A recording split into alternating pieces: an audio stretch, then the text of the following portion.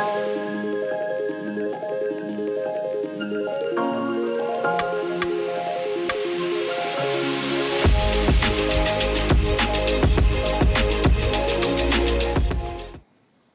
bien, bonjour à toutes et à tous.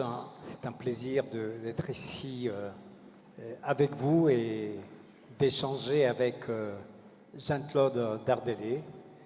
Donc, je voulais peut-être vous présenter avant qu'on démarre notre dialogue. Oui, bonjour à tous. Donc, oui, je suis adjoint au maire et vice-président de Toulouse Métropole en charge de l'attractivité, tourisme et Europe. Eh bien, Jean-Claude, donc on a un peu échangé avant d'avoir cette conversation. J'étais au loin, j'étais en Corée, donc pour l'Assemblée générale de l'Association mondiale des collectivités territoriales. Et je disais, on a évoqué que vu de très très loin, la métropole de Toulouse ressemblait. Alors votre expression, je vous laisse la partager avec les publics. J'avais beaucoup aimé cette expression. Oui, effectivement, on parlait un petit peu des enjeux de la métropole et comme je m'occupe des sujets européens, je me plaisais à comparer la métropole à une mini-Union européenne. C'est-à-dire l'Union européenne, c'est 27 États, il y en a des petits, il y en a des gros, il y en a des agricoles, il y en a des industriels, il y en a de droite, de gauche, etc. La métropole, c'est pareil. Il y a une grosse métropole, c'est une grosse municipalité. La ville, une petite, Mondonville, notre ami qui est intervenu tout à l'heure, il y en a de droite, il y en a de gauche, il y en a des industriels. Voilà, donc on a une grande variété, mais quelque part avec les mêmes enjeux.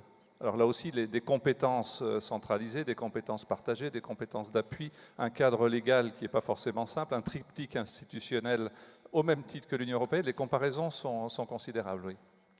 Alors moi, j'avais beaucoup aimé cette formule parce que, effectivement, vu d'être loin, donc vu de l'Asie, qu'on soit donc à Toulouse ou que ce soit à une de ces communes-là du patchwork de cette Union européenne, finalement, voilà, on ne peut parler que de Toulouse dans une espèce de globalité.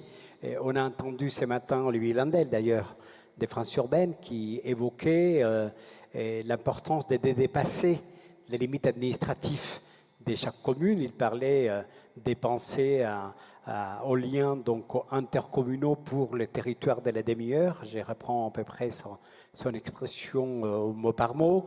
On a entendu Martha Thorne qui présentait la ville comme un écosystème avec cette espèce de pelote qu'il fallait tirer pour essayer de trouver un sens à son organisation. Et Hélène Peskin qui parlait des actions cœur de ville et des territoires. Et donc, moi, je suis très aligné avec cette idée des territoires de la demi-heure, c'est-à-dire d'avoir une métropole polycentrique, une métropole multiservice, une métropole des proximités qui peuvent être physiques, culturelles, également affectives. Et vous êtes en charge donc de l'attractivité du tourisme qui sont dans la proximité également, parce que l'attractivité c'est pour que les gens viennent, des tourismes également, mais vous êtes en charge aussi de l'Europe et l'international, donc qui nous amène à cette notion de visibilité. Voilà. Qu'est-ce qui permet, de votre point de vue aujourd'hui, dans une vision métropolitaine, de pouvoir faire que ces patchwork de cette Union européenne, finalement, donne envie aux gens de venir et de se sentir bien? Est-ce que c'est le fait d'avoir une métropole plutôt bas carbone, donc carbone neutre à l'horizon 2050, 2030 ou avant? Est-ce que c'est le fait de rendre la ville plus piétonne, mais là on parle du centre-ville? Est-ce que c'est le fait de réduire l'empreinte de la voiture sur l'ensemble de la métropole et développer plus de transports collectifs? Alors quels seraient les axes sur lesquels, pour vous, cette métropole désirable serait plus durable qu'elle ne l'est aujourd'hui? Alors, beaucoup de questions. Beaucoup de choses ont été dites aussi précédemment, je vais essayer de ne pas les répéter. Bon, déjà, on a vécu plusieurs crises sociales, Covid, ensuite donc, une guerre aux portes de l'Europe, l'énergie aujourd'hui. Et je pense que toutes ces crises successives nous ont tous, sans exception, invités à revisiter la manière dont on veut vivre. d'une manière générale. Un nouveau rapport au travail, un nouveau rapport au temps, un nouveau rapport à la hiérarchie, un nouveau rapport à la représentativité politique. Voilà, donc au moment du premier confinement, tout le monde parlait du nouveau monde, un nouveau monde, on y est. Le nouveau monde, on est dedans. Voilà, c'est fait. Maintenant, il faut le reconstruire, le rebâtir. Il y a plein de constructeurs ici. Voilà. Donc, en faisant cette petite introduction sur l'Europe, je pensais à un mot important qui est celui des interconnexions. Les périodes de confinement nous ont tous démontré que si on n'est pas interconnecté, la vie n'a plus de sens quelque part. Bon.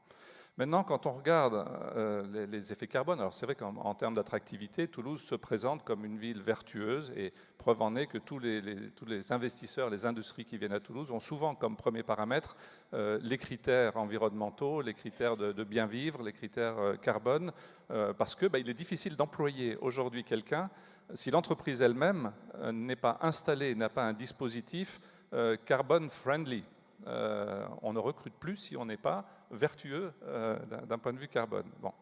Donc, parlant d'interconnexion, je lisais il y a peu la situation à Paris qui est à peu près la même à Toulouse, hein, c'est-à-dire un tiers de population active, donc globalement à Paris 2 millions d'habitants, 700 000 personnes actives, 1 million d'autres actifs viennent à Paris tous les jours venant d'Île-de-France et 1 million supplémentaires viennent à Paris hors Île-de-France. Je pense qu'on peut faire un parallélisme avec Toulouse, globalement 500 000 habitants, donc 160 000 personnes actives qui travaillent donc tous les jours à Toulouse, probablement 200 000 qui viennent à Toulouse tous les jours venant de la métropole et probablement encore 200 000 qui viennent d'un peu plus loin. Et quand on parlait du quart d'heure et de la demi-heure, moi je serais tenté de parler de l'heure. Alors l'heure c'est 100 km. Alors c'est facile, 100 km, c'est l'épaisseur de la couche d'atmosphère qui nous protège. C'est Toulouse-Carcassonne. Voilà. Et tous les jours, on a des gens qui viennent travailler avec une voiture, peut-être même deux, certains, parce qu'ils ne travaillent pas aux mêmes endroits. Quand on sait qu'il y a, je crois, 16 millions de maisons individuelles en France, 12 millions d'appartements.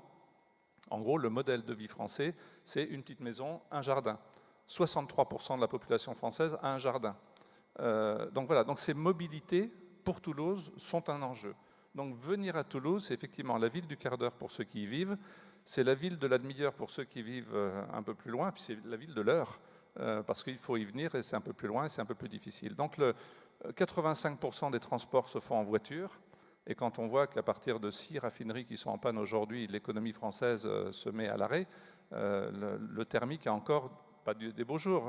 Il y a une transition qu'il va falloir gérer dans la durée, dans la raison, dans la concertation. Voilà. Alors après, une autre petite incise, j'avais préparé plein de choses à vous dire, mais je sors complètement. Quand on parle de ces personnes qui viennent travailler à Toulouse, ou qui viennent dans toutes les grosses métropoles, hein, qui sont toujours les nœuds de connexion mondiale, ça a été dit à plusieurs reprises, les villes devaient être désertées, finalement elles ne le sont pas du tout, au contraire, la démographie augmente. Donc du coup, j'ai perdu le fil de mon idée. Si, le lien avec la démocratie. Les gens que l'on concerte à Toulouse, on fait des concertations, tous les jours on a des concertations. Et on s'aperçoit que les gens qui profitent de Toulouse, si vous vous rappelez de mon ratio 160, 200, 200, les gens que l'on concerte ne sont pas forcément ceux qui travaillent à Toulouse, qui vivent à Toulouse, qui bénéficient des aménités de Toulouse. Donc la notion de concertation doit peut-être aussi dépasser l'heure autour de Toulouse, des 100 km. Comment voulez-vous votre métropole, comment voulez-vous que votre métropole serve mieux la ruralité, serve mieux l'environnement? Vous voyez, ce n'est pas uniquement l'urbain qui va chercher son alimentation à 2 pas, c'est aussi les gens à 1 heure, comment peuvent-ils mieux bénéficier de la métropole? Donc c'est la réconciliation de l'urbain et du rural, c'est la réconciliation de l'écologie et de la technologie. Je pense que la crise que l'on vit est une opportunité de beaucoup de réconciliation. Oui, c'est un mot effectivement dont on entend actuellement beaucoup parler, réconciliation. Comment faire converger effectivement des intérêts qui autrefois étaient souvent contradictoires, donc le bien vivre chez soi, aller au travail, le confort dans les travails, accéder à une qualité de service. Et je pense qu'on échangeait avant de venir ici. Et le Covid a quand même marqué de manière assez durable un certain changement de comportement. Et on voit aujourd'hui des nouveaux mots s'installer dans les paysages. On parlait par rapport au travail de cette notion d'émissions douces, les quiet quitting qui s'installe aujourd'hui.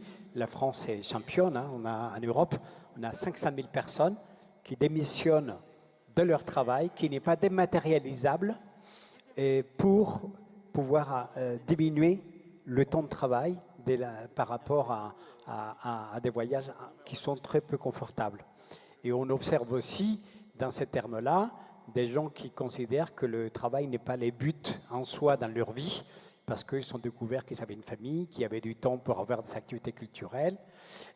L'enquête mondiale de l'International Workplace, qui est donc le groupe du real estate, de l'immobilier pour les bureaux, pour le travail, montre que dans la tranche des 20 à 40 ans, des jeunes travailleurs, leur souhait, à 68%, c'est d'avoir le moindre déplacement possible pour aller travailler, avec un mélange des présentiels et des hybrides, mais des présentiels plutôt de courte distance, quitte à n'aller que de temps en temps dans les lieux corporate, et par contre, prendre des vraies vacances qui les amènent très très loin pour rencontrer des gens d'autres cultures, etc. Ce qui ramène à l'idée sur l'avion évoquée tout à l'heure, où il ne s'agit pas que les gens ne voyagent pas, mais de tenir compte effectivement de ces désirs-là.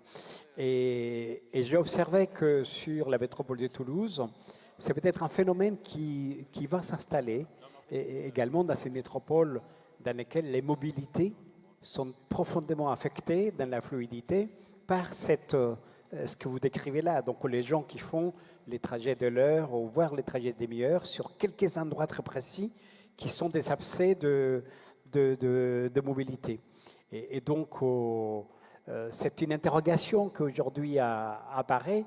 Comment une métropole comme Toulouse va en fait digérer cette transformation entre les quiet quitting, les changements de désir par rapport au travail, la mentalité nouvelle qui s'installe chez les jeunes, et comment ça peut affecter un peu la forme du territoire pour un peu plus d'apaisement en quelque sorte sur la mobilité. Carlos, je vais même amplifier un petit peu ce que tu dis en évoquant la jeunesse que tu viens de mentionner. Toulouse est une ville très étudiante, un habitant sur 3, sur 4, ou sur 3 même est un étudiant, un habitant sur... Ouais. Et le rapport de hiérarchie, on va dire, entre les générations s'inverse. C'est-à-dire on sort d'une économie de l'industrie productive, on rentre dans une économie de l'écologie et du numérique. Ce monde de l'écologie et du numérique appartient aux jeunes. Et les jeunes sont en train de refaire le monde, là où historiquement, ce sont toujours les anciens qui ont fait le monde. Donc je pense qu'on a une espèce d'inversion des priorités, une inversion de l'injonction à réaliser. Et je pense que c'est un gros sujet d'espoir. En gros, le pouvoir est à la jeunesse. Nous, les anciens, on emprunte le monde à nos enfants, disait Victor Hugo. Ça n'a jamais été aussi vrai. Oui, tout à fait. Je pense que cette notion d'inversion est très intéressante et j'en parlais hier avec mes invités internationaux, Nicolas, Martha, Carmen, sur le fait que Toulouse reste avec une marque d'une ville étudiante et d'une ville des jeunes. D'ailleurs, on l'a vu hier soir, parce qu'il était 23h en sortant du restaurant et il y avait plein de bars ouverts avec plein de jeunes, ils faisaient la fête, ils étaient dehors. Et je pense qu'en termes d'image pour Toulouse, ça marque. Et peut-être c'est aussi par rapport à l'avenir sur la métropole, comment cette métropole peut ne pas être uniquement une métropole de centre historique, mais une métropole d'un peu partout dans les patchworks de l'Union européenne. Est-ce que cette jeunesse peut irriguer les territoires dans son ensemble? Alors bien entendu. Mais je vais peut-être faire une petite digression, puisque en t'écoutant parler, je pensais à ce qui était évoqué en introduction, la notion de proximité et d'innovation. Alors, ville jeune, ville innovante, j'avais envie de vous donner ma définition de l'innovation. L'innovation est une équation pour tout ingénieur, pour tout chercheur. On aime bien ramener ça à une équation. Pour moi, l'équation, c'est Q sur R très supérieur à 1. Q, le nombre de questions, R, le nombre de réponses, donc le nombre de questions doit toujours rester très supérieur au nombre de réponses. Il se trouve qu'en politique, ou parfois c'est souvent le contraire, on a souvent plus de réponses que de questions, Et on cherche parfois plus de clivage alors qu'on a besoin de rassemblement, de solidarité. Voilà. Donc ce rapport à l'interrogation doit rester forte. Et on est tenté en cas de crise à apporter des réponses définitives sans, et ça a été évoqué à plusieurs reprises, sans cette notion de systémique. Hein, c'est-à-dire à Bruxelles, il y a un mot qui est horrible qui dit il faut internaliser les externalités. C'est-à-dire il faut arriver à prendre le coût de possession, voilà, la durée de vie d'un produit, etc., jusqu'à son démantèlement, il faut tout intégrer. Voilà, donc en période de crise, on est confronté au conflit des urgences et des lenteurs. On a urgence à réagir, il faut passer l'hiver. On a aussi la nécessité de traiter les sujets dans la lenteur nécessaire pour que les solutions systémiques soient durables. Voilà, donc on vit avec cette... on doit vivre, et s'il y a une notion aussi nouvelle dans la notion des crises que l'on traverse, c'est leur permanence. On vit dans une permanence de crise, celle du climat, celle un peu des révolutions sociales, des frontières, la géopolitique, c'est dans la durée. Donc il faut qu'on arrive toujours, si on veut être réactif, à garder plus de questions que de réponses et d'être très attentif à nos certitudes. Eh bien, ça sera le mot de la fin. Jean-Claude, merci pour ta contribution. C'est les time out et donc je vois que... Merci Jean-Claude Ardonnet, merci Carlos. Restez avec moi Carlos.